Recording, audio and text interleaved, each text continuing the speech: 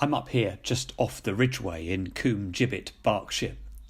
Now, there are lots of paths in the Easter story. There's the path leading from Bethpage down into Jerusalem, where Jesus pauses to look for a moment, and he weeps as he sees what is set out there before him. A little later on, there's a secret path the disciples take to a small upper room, where a strange meal will be shared with bread and wine and talk of broken bodies and poured out blood. There will be a pathway into the city of roaring crowds and adulation and shouts of joy. There's a path later on that takes them into the quietness of the garden, where Jesus would kneel, weep and cry as he'd never done before. There will be a path in the end up and up and up to the Mount of Calvary, where things will change forever under a darkened sky.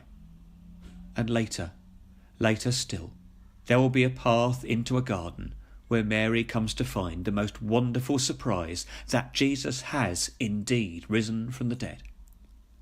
And after that, there will be a path to Emmaus where two people walking with him will find that the world has changed and changed for the better.